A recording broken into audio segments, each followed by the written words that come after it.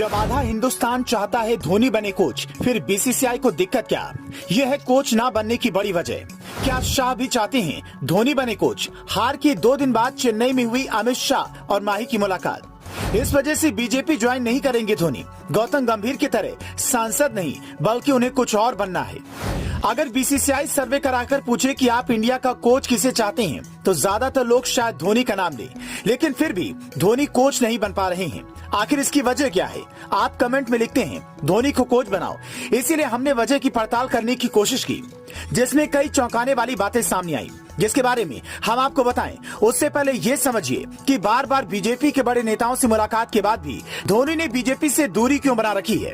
ये 2 तस्वीरें देखिए। पहली तस्वीर साल 2018 की है और दूसरी तस्वीर नवंबर 2022 की। दोनों तस्वीरों में धोनी अमित शाह के साथ खड़े हैं। कुछ लोग कह रहे हैं कि वो बीजेपी में आने वाले हैं, लेकिन धोनी को करीब से जाने वाले लोग कहते हैं कि धोनी दादा वाला चिक अपनाएंगे।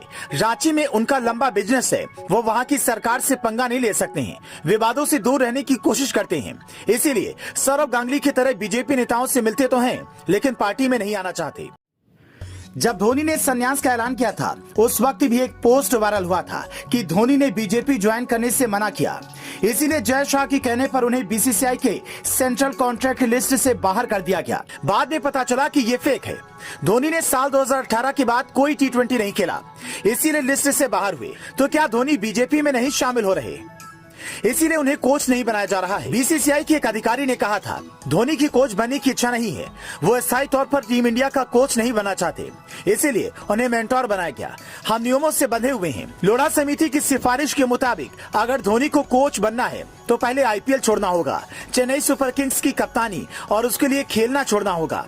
कहा जाता है किसी सलाह पर बीते आईपीएल में धोनी ने सीएसके की कप्तानी छोड़कर जडेजा को दे दी थी, लेकिन जडेजा संभाल नहीं पाए और वापस धोनी ने कमान संभाल ली। हो सकता है कि इस आईपीएल के बाद धोनी उससे भी संन्यास का ऐलान कर दें। उसके बाद उनके कोच बनने के रास्ते में रोड़े नहीं आएंगे। अगर धोनी को सियासत में आना होता तो शायद अब तक गौतम गंभीर की तरह वो सांसद होते, लेकिन उन्होंने ऐसा नहीं किया, बल्कि पूरा ध्यान बिजनेस और खेल पर है। उनकी वापसी बीसीसीआई के लिए एक बड़े तोहफे की तरह हो सकती है। इसीलिए खुद जय शाह भी चाहते हैं कि धोनी कोच बने। शायद अमित शाह की इच्छा भी यही है, क्योंकि रिटायरमेंट के तुरंत बाद शाह ने कहा था कि आप आगे भी भारतीय क्रिकेट को मजबूत करते रहिए। इंडिया सीमेंट की 75वीं सालगिरह पर चेन्नई में आयोजित कार्यक्रम में जब धोनी शाह हाथ मिलाते दिखे, तभी शायद यही बातचीत हुई होगी कि अब तो टीम इंडिया को संभाल लो। सेमीफाइनल में हार के बाद से ज्यादा ही बेइज्जती होने लगी है। कुछ लोग तो ये तक भी कह रहे हैं कि जय शाह को हटाने के बाद सब कुछ ठीक हो जाएगा, लेकिन आप शायद ये जानकर हैरान रह जाएं कि जय शाह को अब आईसीसी के वित्तीय मामलों से जुड़ी कमेटी की जिम्मेदारी भी मिल गई है। मतलब पूरी दुनिया की क्रिकेट कमेटी के पैसे का हिसाब किताब भी अब जय शाह ही रखेंगे और सौरव गांगुली दोबारा आईसीसी की क्रिकेट कमेटी के अध्यक्ष बन गए हैं। आप इस प्रमोशन पर क्या कहेंगे, हमें कमेंट करके बता सकते हैं। Bureau report, news flash.